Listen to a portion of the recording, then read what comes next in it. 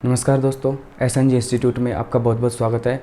तो हम इस वीडियो में पढ़ेंगे आज उदाहरण 2, उदाहरण 3। सबसे पहले अपन उदाहरण देखते हैं 2। तो देखो उदाहरण क्या कह रहा है, दर्शाइए कि प्रत्येक धनात्मक समपूर्णांक 2q के रूप में होता है तथा प्रत्येक धनात्मक विषम पूर्णांक 2q + 1 के रूप में होता है जहाँ q कोई पूर्णांक है। तो सबसे पहले देखो अपन किसको समझते हैं, उदाहरण को समझते हैं। देखो दर्शाइए कि प्रत्येक धनात्मक समपूर्णांक, तो हमने अभी पिछले वीडियो में पूर्णांक पढ़ा था ना बेसिक में। देखो अपन ने जो सबसे पहला वीडियो था उसमें बेसिक में पढ़ा था पूर्णांक संख्याएं क्या होती है, पूर्ण संख्याएं क्या होती है, प्राकृत संख्याएं क्या होती है, वास्तविक संख्याएं क्या होती है, परिमेय संख्याएं। तो आपने वो वीडियो नहीं देखा तो पहले वो वाला वीडियो देख लो और उसके बाद में देखो अपन एक बार मैं आपको दोबारा से बता देता हूँ। तो यहाँ पे देखो क्या देखोगे, यहाँ पे देखो पूर्णांक संख्याएं, कौन सी संख्याएं, पूर्णांक संख्याएं कौन कौन सी होती थी, पूर्णांक संख्याएं कौन कौन सी होती थी। देखो पूर्णांक संख्याएं होती थी, हमें पता था क्या होती थी वो। देखो जिसमें माइनस की संख्या माइनस से चलती थी, ऐसे बीच में जीरो होता था, इधर माइनस की -1 -2 -3 ऐसे चलता जाता था, इधर +1 +2 +3 ऐसे चलता जाता था ना। अब देखो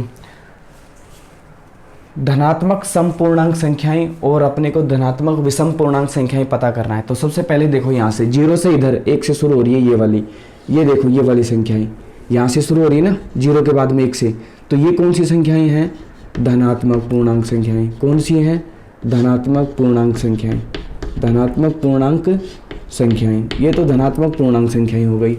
और ये बताओ जो जीरो से इधर है माइनस की चल रही है, इधर जीरो से इधर ये वाली, तो ये कौन सी हो जाएंगी, ऋणात्मक पूर्णांक संख्याएं। कौन सी हैं ये, ऋणात्मक पूर्णांक संख्याएं, ऋणात्मक पूर्णांक संख्याएं। ठीक है, तो ये ऋणात्मक पूर्णांक संख्याएं हो गई। अब उसके बाद में देखो क्या देखेंगे अपन, उसके बाद में देखते हैं। देखो इसने क्या कहा है, प्रत्येक धनात्मक समपूर्णांक।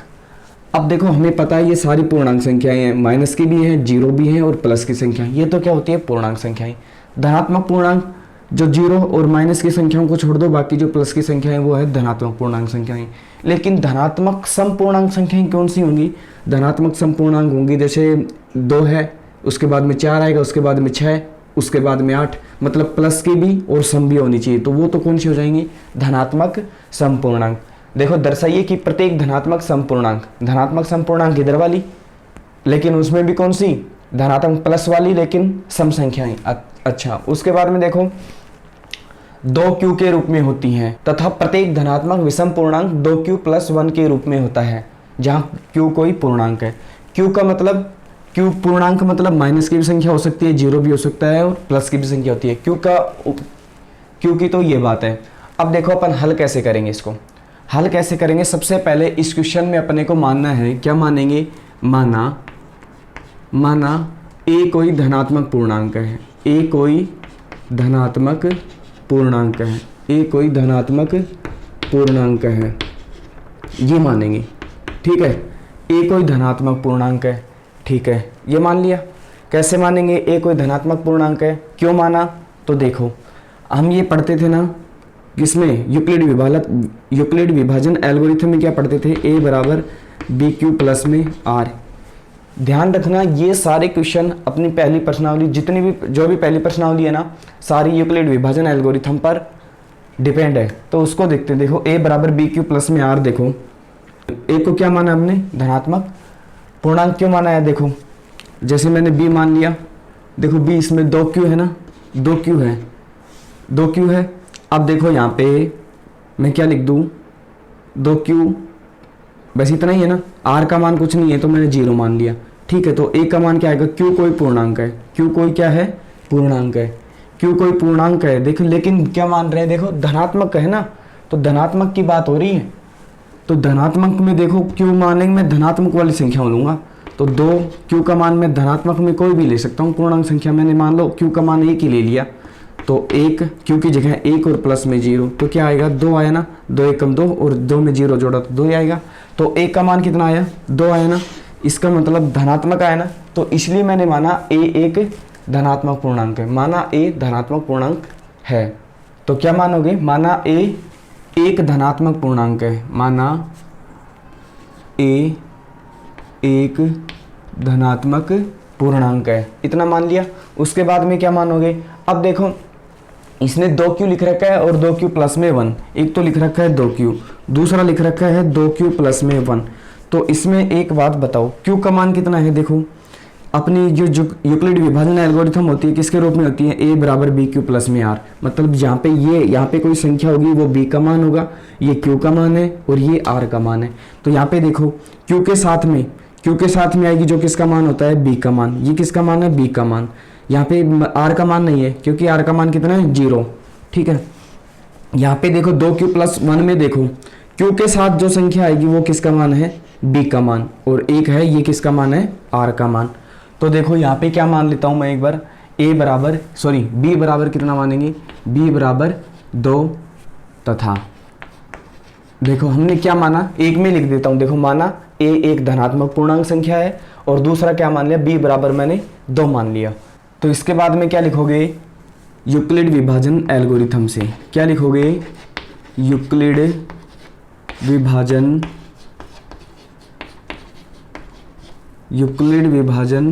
एल्गोरिथम से,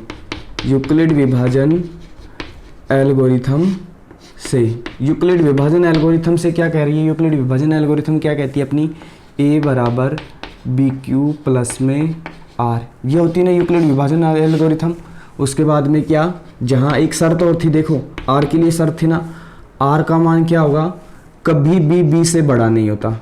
ठीक है, एक तो ये लिख दिया r लेस देन b, इसका मतलब मुंह किसकी तरफ खुला हुआ है, b की तरफ, मतलब b बड़ा है r छोटा है। पहली बात तो ये शर्त थी। दूसरी बात में क्या थी, दूसरी शर्त क्या थी, r है ना किससे बड़ा होता है, हमेशा 0 से बड़ा होता है, और कभी कभी क्या होता है 0 के बराबर भी होता है।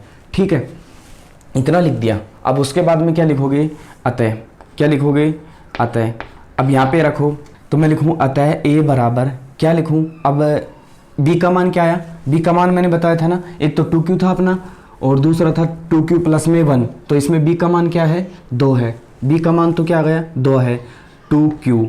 ठीक है, प्लस में इसका मान, r का मान कितना है, देखो इसमें r का मान है नहीं, 0 है, इसमें r का मान 1 है, तो मैं यहाँ पे सीधा क्या लिख देता हूँ, r।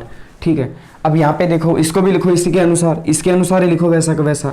जहाँ अब यहाँ पे भी लिखो r का क्या क्या मान है, r देखो r का मान क्या होगा, b का मान कितना था, r का भी क्या होता है, b से छोटा होता है ना हमेशा। तो देखो r कौन सा है यहाँ पे, b का मान क्या है, जो q के साथ में आएगा ना वो क्या होता है, b का मान। तो यहाँ पे देखो ये क्या है, q के साथ में 2 है, तो ये किसका मान है, b का मान, लिख दिया, चिन्ह लगाओ वैसा का वैसा। ठीक है, अब उसके बाद में देखो और क्या लिखा था, 0 से बड़ा और बराबर। इसका मतलब क्या हुआ, देखो r का मान है 2 से छोटा है और 0 से बराबर है या 0 से बड़ा है। तो इसमें देखो r का मान क्या आ जाएगा, तो r का मान क्या क्या आया, देखो r बराबर क्या आएगा, देखो 0 आएगा, 0 आ गया, 1 आएगा, 1 आ गया, 2 आएगा, कभी भी नहीं आएगा क्योंकि 2 से छोटा है।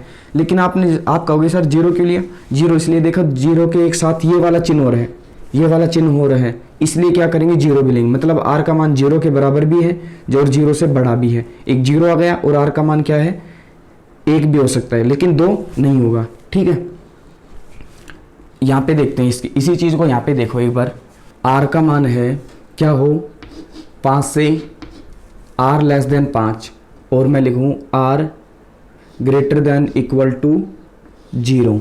अब इसका मान देखो, r का मान क्या है, 0 होगा ही होगा क्योंकि r बराबर 0 भी तो है और r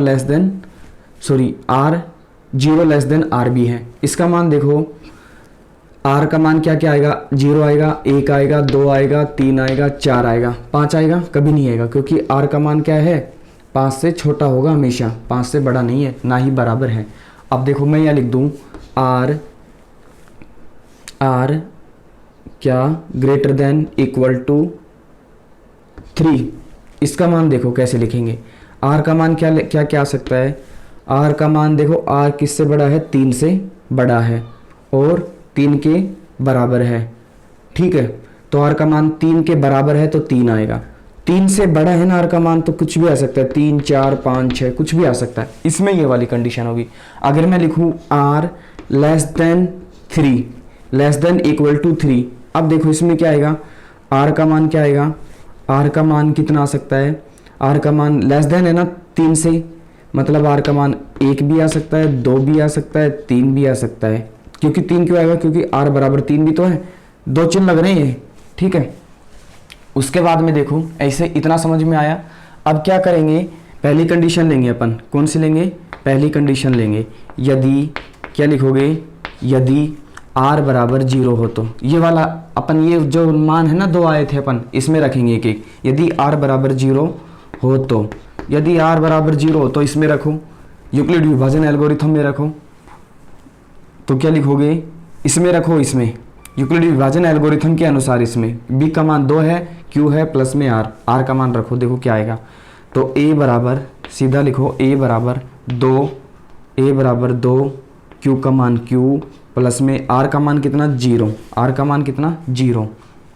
तो क्या लिखोगे, क्या लिखोगे, a बराबर 2q, a बराबर 2q। कोई भी संख्या है, कोई भी पद है, उसमें 0 जोड़ो चाहे 0 घटाओ तो उसका कोई महत्व नहीं रहता। तो क्या आएगा, a बराबर 2q आ गया, a बराबर 2q आया, a बराबर 2q आया।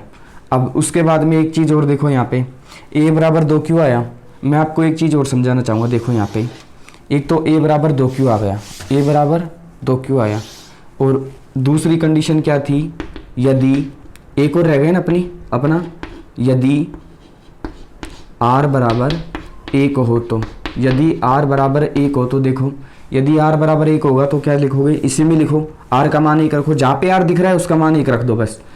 a बराबर 2q, प्लस में r का मान कितना रखें, 1 रखें, रख दिया। उसके बाद में देखो ये इतना आ गया, ये इतना आ गया। अब यहाँ पे देखो a बराबर 2q आया अपना, और a बराबर 2q प्लस में 1। इस क्वेश्चन में ध्यान रखना, ये सीधा सीधा किसका मान पूछ रहा है, a का मान पूछ रहा है, बस a का मान बताना है।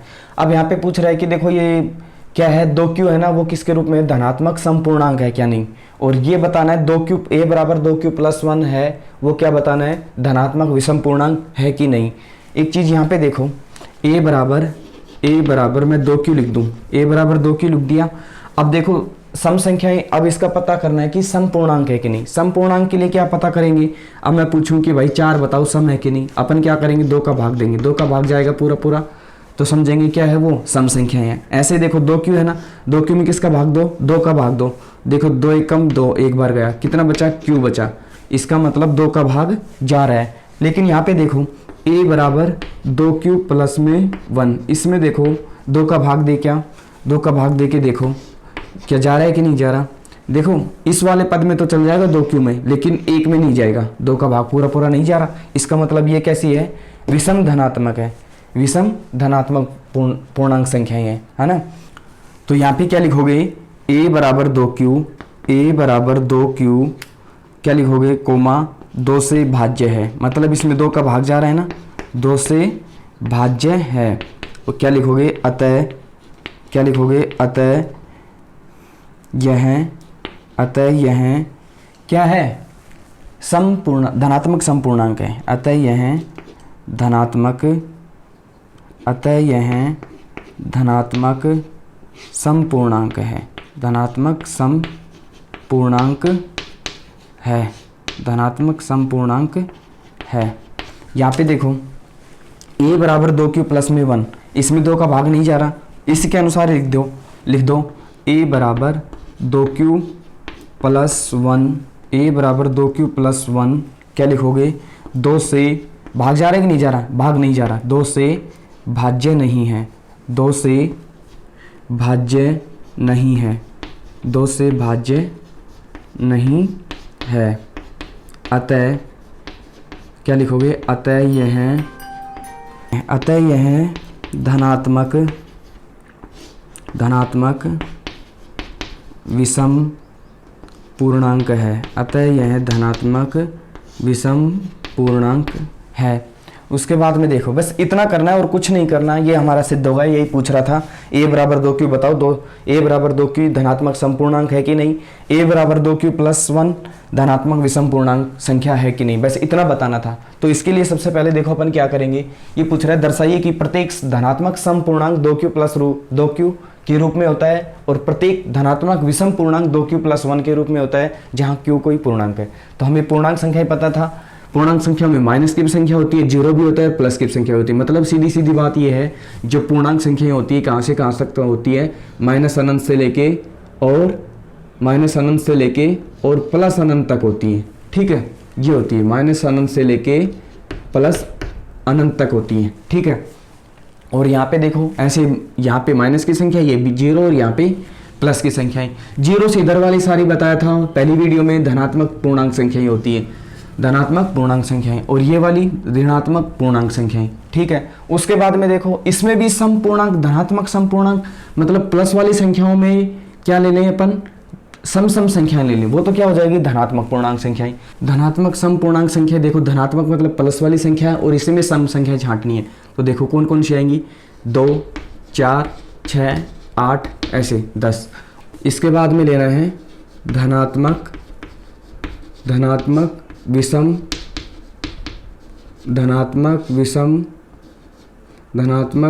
पूर्णांक संख्याएं, धनात्मक विषम पूर्णांक संख्याएं। इसमें देखो कौन कौन सी होंगी, धनात्मक विषम पूर्णांक संख्याएं।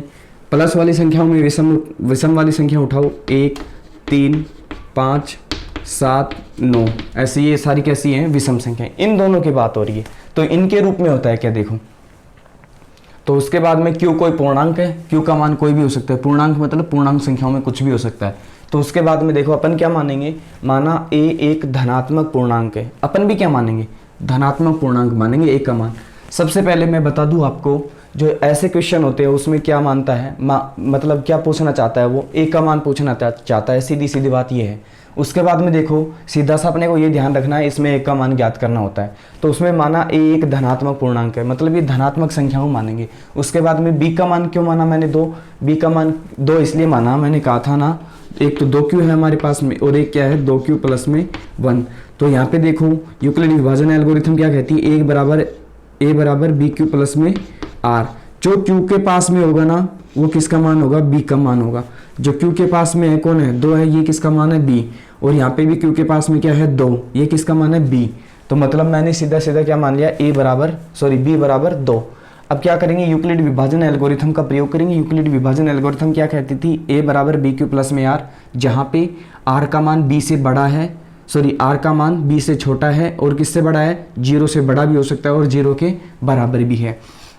उसके बाद में देखो इसी के अनुसार यूक्लिड विभाजन एल्गोरिथम का प्रयोग करो, और a बराबर 2 माना था, b बराबर 2 माना था, इसमें रख दो a बराबर b की जगह 2, q प्लस में r वैसा का वैसा लिख दिया।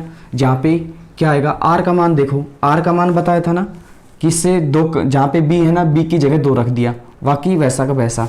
अब मैंने बताया था r का मान 0 और 1 कैसे आया, r का मान 0 और 1 कैसे आया, r का मान क्या है, हमेशा ध्यान रखना, 2 से छोटा है, 2 के बराबर भी नहीं है। तो 2 से छोटा मतलब 2 से छोटा तो 1 होता है, 1 ले लिया। और r का मान क्या है, किसके बराबर है, देखो अगर ये वाला चिन्ह नहीं होता ना, ये वाला चिन्ह नहीं होता, जब तो क्या आता है, केवल r का मान 0 से तो बड़ा है और 2 से छोटा है, मतलब r का मान क्या आता, जब तो केवल 1 आता। लेकिन यहाँ पे चिन्ह लगा दिया उसने, r का मान 0 से बड़ा भी है और बराबर भी है, बराबर है तो मतलब 0 भी आएगा। इतना आ गया, r का मान 0 और 1 आ गया। उसके बाद में देखो हम r का मान रखेंगे, r का मान 0 रखने पर, r का मान यदि r बराबर 0 तो देखो क्या आएगा, a बराबर 2q। यूक्लिड विभाजन में देखो इसमें a बराबर 2q और r का मान 0। अब देखो a बराबर 2q है और उसमें 0 जोड़ रहे हो, चाहे 0 घटा दो, कोई भी संख्या है, 0 जोड़ो 0 घटाओ, वो की वो संख्या रहेगी। तो a बराबर 2q आ गया। उसके बाद में देखो a बराबर 2q है ना, अब देखो इसमें 2 का भाग जाएगा कि नहीं, इसमें 2 का भाग जाएगा, 2 से 2 कट जाएगा एक बार, तो a बराबर q बचा, मतलब 2 का भाग गया। तो क्या लिखोगे, a बराबर 2q, 2 से भाज्य है, अतः यह क्या है, धनात्मक समपूर्णांक संख्या है। यही पूछा था, ये सिद्ध हो गया। उसके बाद में देखो यदि r बराबर 1 लें, r बराबर 0 ले लिया, r बराबर 1 लेंगे तो 2q प्लस में, अब r का मान रख दो इसमें वापस, r का मान क्या रख दिया, 1 रख दिया। अब देखो यहाँ पे 2 का भाग जाएगा क्या, a बराबर 2q प्लस 1, 2q में तो चला जाएगा 2 का भाग, लेकिन 1 में जाएगा क्या, नहीं जाएगा। तो क्या लिखोगे, a बराबर 2q प्लस में 1, 2 से भाज्य नहीं है, अतः यह धनात्मक विषम पूर्णांक है। जो पूछा वैसा का वैसा सिद्ध कर दो, ठीक है। तो दोस्तों आशा करता हूँ आपको ये समझ में आया होगा। तो अब देखते हैं तीसरा उदाहरण। देखो, दर्शाइए कि एक धनात्मक विषम पूर्णांक 4q प्लस 1 या 4q प्लस 3 के रूप में 3 का रूप में 3 के रूप का होता है जहाँ q एक पूर्णांक है, q एक पूर्णांक है। उसके बाद में देखो दर्शाइए कि एक धनात्मक विषम पूर्णांक, धनात्मक विषम पूर्णांक बताया था मैंने प्लस वाली संख्याएं, और कौन सी विषम पूर्णांक, विषम बोले तो 1 3 5 7 9 ऐसी है ना, 4q+1 या 4q+3 के रूप का होता है, और q क्या है यहाँ पे एक पूर्णांक है। तो देखो अपने उदाहरण 2 में क्या माना था, उदाहरण 2 में जब उसने पूछा था ना सम पूर्णांक पूछा था, धनात्मक सम पूर्णांक, तो हमने एक किसका माना था, a धनात्मक पूर्णांक माना था। अब ये क्या पूछ रहा है, a बराबर 4q+1 और a बराबर 4q+3, मतलब यहाँ भी एक का मान पूछ रहा है तो वहाँ भी एक का मान ज्ञात करवाया था पहले दूसरे उदाहरण में। तो अब देखो यहाँ पे क्या करेंगे, a बराबर बताओ धनात्मक क्या मानेंगे, a बराबर धनात्मक सम पूर्णांक माने या a बराबर धनात्मक विषम पूर्णांक माने। तो यहाँ पे देखना a बराबर माना a एक धनात्मक विषम पूर्णांक है। क्यों, क्योंकि देखो 4q+ में 1, यहाँ पे r का मान 1 आ रहा है, यहाँ पे r का मान 3 आ रहा है, मतलब विषम संख्याओं की बात कर रहे हैं ना, लेकिन धनात्मक की बात कर रहे हैं। तो अपन उसमें क्या मानेंगे, क्या लिखोगे, माना, यहाँ पे लिखो हल, क्या लिखोगे, हल, हल में देखो क्या लिखोगे, माना a एक धनात्मक, क्योंकि धनात्मक की सारी प्लस की संख्याओं की बात कर रहा है इसलिए तो धनात्मक मान रहे। उसके बाद में धनात्मक विषम पूर्णांक है, धनात्मक विषम पूर्णांक है, ठीक है, इतना मान लिया। तथा एक चीज़ और मानेंगे अपन, तथा b का मान कितना माने इस बार, यहाँ पे b का मान क्या आएगा, देखो 4q+1 और 4q+3, देखो यहाँ पे मैं बता देता हूँ आपको, यहाँ पे देखो एक बार 4q+1 और मैं लिखूँ 4q+3, यहाँ पे b का मान कैसे पता करेंगे, यूक्लिड विभाजन एल्गोरिथम क्या कहती थी अपनी, a बराबर bq+r, ये होता था ना, मतलब जो q के पास में संख्या है ना, q के पास में ये वाली, मतलब b, ये क्या है, b का मान है, तो q के साथ में क्या है, एक तो ये 4 है, और इस वाले q में क्या है, इस वाले q के साथ में ये 4 है, मतलब b का मान समान है, b का मान कितना है, 4 है। तो तथा b बराबर क्या मानेंगे, b बराबर 4 मान लिया हमने। अच्छा माना, देखो इसी में लिख रहे हैं, मान रहे हैं, माना a बराबर एक धनात्मक विषम पूर्णांक है और b बराबर 4 है, ये मान लिया हमने। उसके बाद में क्या लिखोगे सीधा, अब किससे हल करोगे इसको, यूक्लिड विभाजन एल्गोरिथम का प्रयोग कर दो इसमें। तो क्या लिखोगे, यूक्लिड विभाजन एल्गोरिथम से, यूक्लिड विभाजन एल्गोरिथम से, यूक्लिड विभाजन एल्गोरिथम से, देखो यूक्लिड विभाजन एल्गोरिथम क्या कहती थी अपनी, a बराबर bq+ में r, a बराबर bq+ में r, ये होता था ना, a बराबर bq+ में r, जहाँ पे देखो, जहाँ पे r का मान क्या था अपना, r का मान क्या था, r का मान कभी भी क्या, r का मान किससे छोटा है, r का मान किससे छोटा है, b से छोटा है, और r का मान साथ ही किससे बड़ा है, 0 से, और किसके बराबर है, 0 से, ये थी ना, ये शर्त थी हमारी। तो अब क्या लिखोगे, अतः, वापस से लिखो किसको, इसी को लिखो, a बराबर b का मान कितना माना था, 4 माना था, 4 लिख दिया, q वैसा का वैसा प्लस में r का मान, देखो r का मान क्या आएगा, देखो r का मान कितना आ सकता है, यहाँ पे देखो r का मान मैं r लिख दूँ, यहाँ पे लिख दिया मैंने इतना, तो जहाँ r का मान r लिख दिया, क्यों लिखा, देखो जहाँ पे r का मान देखो कई आएंगे, तो r के मान कई आएंगे, तो देखो r का मान क्या क्या आ सकता है, तो मैं यहाँ लिखूँ 0 less than equal to, r का मान r लिख दिया मैंने, लेस देन b का मान, देखो b का मान क्या माना था, 4 लिखा था ना, यहाँ पे भी 4 लिखा था, तो जहाँ जहाँ b दिख रहा है वहाँ पे 4, देखो यहाँ पे b था, b की जगह 4 लिख दिया, यहाँ पे b था, इसकी जगह 4 लिख दिया। अब यहाँ पे देखो r के मान क्या क्या आ सकते हैं, r का मान देखो क्या आएगा, 4 से छोटा है और 0 से बड़ा है और बराबर है, अगर 0 से बराबर है तो 0 भी आएगा, ठीक है, और 4 से छोटा है, 4 से छोटी छोटी संख्या कौन सी आ सकती हैं, 0 भी आ सकता है, 1 भी आएगा, 2 भी आएगा, 3 भी आएगा, 4 आएगा, 4 नहीं आएगा, क्योंकि r का मान क्या है, 4 से तो छोटा है, 0 से बड़ा भी है और 0 के बराबर भी है, तो r का मान ये आ गया। इसके बाद में देखो अपन क्या लिखेंगे, अब देखो a के संभावित मान, a बराबर, देखो उसमें तो 2 मान थे दूसरे उदाहरण में, तो a बराबर 2q और a बराबर 2q+ में 1, मतलब आर के मान 2 ही आए थे 0 और 1। यहाँ पे देखो आर के मान 4 आ गए, तो अपन ऐसे नहीं लिखेंगे आर बराबर 0 रखने पर, आर बराबर 2 रखने पर, यदि ऐसा हो तो नहीं, अपन सीधा लिखेंगे ए के संभावित मान, ए के संभावित मान, ए के संभावित मान। देखो ए के संभावित मान कौन कौन से हो सकते हैं, ए के संभावित मान मतलब ए के संभावित मान मतलब ए बराबर क्या क्या आ सकता है। ए बराबर देखो 0 रख दिया मैंने आर की जगह, आर की जगह मैंने 0 रख दिया। ए बराबर 4q प्लस में 0, मतलब आज 0 है, कोई भी संख्या में 0 जोड़ो चाहे 0 घटाओ एक ही बात है, तो क्या लिखूंगा ए बराबर 4q। प्लस में 0 लिखने की ज़रूरत है क्या, नहीं लिखने की ज़रूरत। उसके बाद में देखो दूसरा, देखो ए बराबर क्या आएगा, उसके बाद में देखो ए बराबर 1 तो 4q आ गया, उसके बाद में ए आर का मान 1 रख दो, तो क्या आएगा, इसमें देख के लिखना है 4q प्लस में 1। ए बराबर चल रहा है, ये कोमा लगा रहा हूँ मैं, ये हो सकते हैं, ठीक है। और क्या हो सकता है, और क्या हो सकता है, अब आर का मान क्या रखेंगे, 2 रखो, आर का मान 2 रखे तो 4q प्लस में 2 हो गया। उसके बाद में देखो ए बराबर 4q प्लस में 2 हो गया आर का मान 2 रखने पर, और आर का मान एक और बचा अपना 3, तो आर का मान 3 रखेंगे तो इसमें रखो क्या आएगा 4q प्लस में 3, इतना आ गया, ठीक है। इतना आने के बाद में देखो अपन क्या लिखेंगे, ए के संभावित मान ये आ गए, हमने आर का मान 0 1 2 3 रखा, इसमें ये अपने पास 4 मान आ गए, ठीक है। अब इसमें से देखना है धनात्मक सम पूर्णांक संख्याएं कौन सी आती हैं और धनात्मक विषम पूर्णांक संख्याएं कौन सी है। अब इसमें देखना है विषम और सम संख्याओं का पता लगाना है। देखो 4q ले लेता हूँ मैं, तो एक तो 4q ले लिया मैंने, ठीक है। और क्या ले लिया मैंने, एक मैं ले लेता हूँ 4q प्लस में 1 ले लिया, और मैं ले लेता हूँ 4q प्लस में 2, और ले लिया मैंने 4q प्लस में 3। अब देखो हमें तो सम और विषम का पता लगाना है। सम और विषम संख्या कैसे पता लगाएंगे, सम संख्याएं वो होती है जिसमें 2 का भाग चला जाता है पूरा पूरा, विषम संख्याएं वो होती है जिसमें 2 का भाग पूरा पूरा नहीं जाता।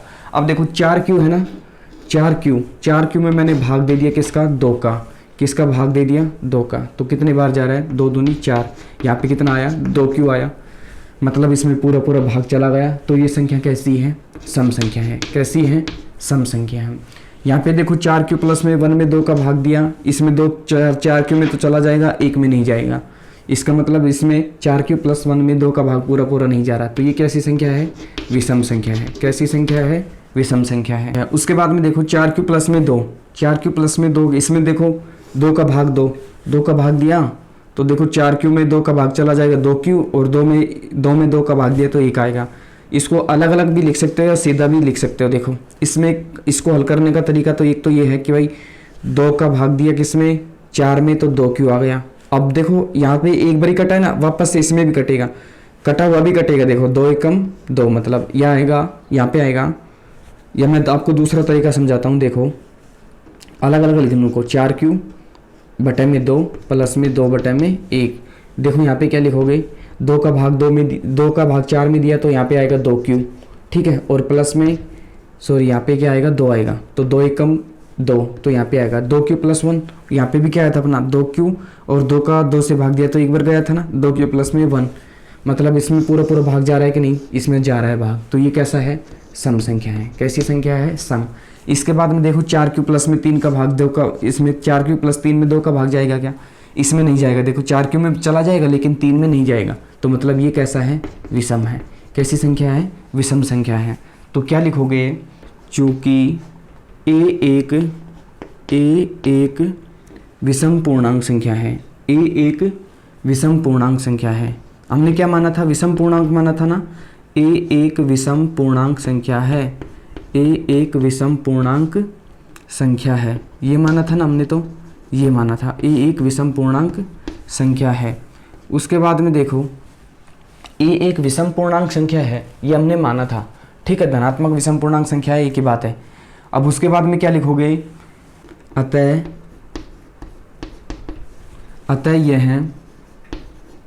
यह बताओ किस किस रूप में नहीं हो सकती, विषम है तो बताओ, विषम तो इसके रूप में हो सकती है 4q प्लस 1, और किसके रूप में हो सकती है 4q प्लस में 3 के रूप में हो सकती है। तो किसके रूप में नहीं हो सकती, विषम है तो एक तो 4q के रूप में नहीं हो सकती, और किसके रूप में नहीं हो सकती, 4q प्लस में 2 के रूप में नहीं हो सकती।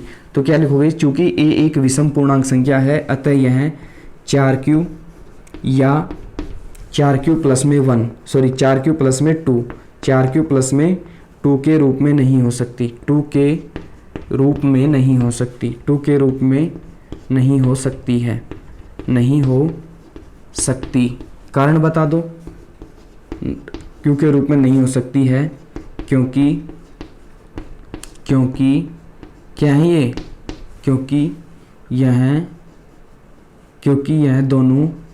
यह दोनों किससे विभाज्य हैं, 2 से विभाज्य हैं, क्योंकि यह दोनों 2 से भाज्य हैं, 2 से भाज्य है, मतलब इसमें 2 का भाग जा रहा है, इसलिए क्या है ये सम है, सम पूर्णांक संख्या है, विषम नहीं है। अब क्या लिखोगे, इसलिए क्या लिखोगे, इसलिए कोई भी धनात्मक पूर्णांक, इसलिए कोई भी धनात्मक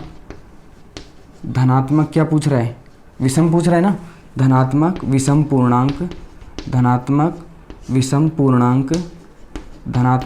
पूर्णांक किसके रूप में हो सकता है, एक तो 4q प्लस 1 के रूप में हो सकता है, क्योंकि विषम हो सकता है ना, ये 4q प्लस 1 के रूप में हो सकता है, तथा और क्या पूछ रहा है, 4q प्लस में 3, 4q प्लस में 3 के रूप में हो सकता है, 4q प्लस में 3 के रूप में हो सकता है,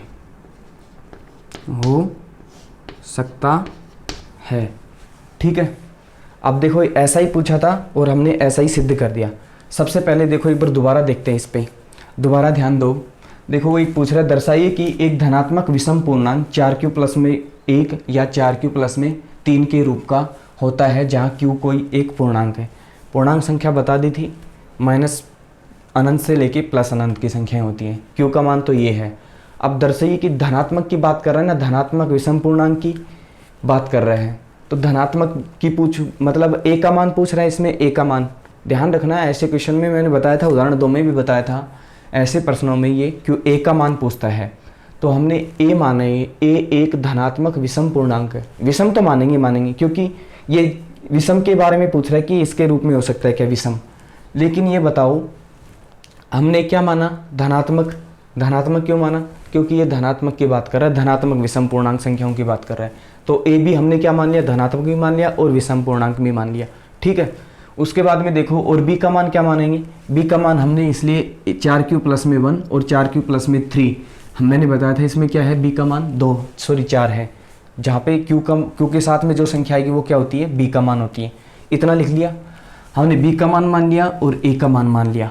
अब क्या लगाएंगे इसमें, यूक्लिड विभाजन एल्गोरिथम का प्रयोग करेंगे। यूक्लिड विभाजन एल्गोरिथम क्या होती है, a बराबर बी क्यू प्लस में r, जहाँ पे r का मान b से छोटा होता है, 0 के बराबर और 0 से बड़ा होता है, किसका मान, r का मान, वैसा का वैसा लिख दो। अतः a बराबर इसके अनुसार, यूक्लिड विभाजन एल्गोरिथम के अनुसार a बराबर b क्या माना था, 4 माना था, q का मान कुछ नहीं है, पूर्णांक है तो पूर्णांक q का मान क्यों रख दिया, प्लस में r लिख दिया मैंने, r का मान वैसा का वैसा।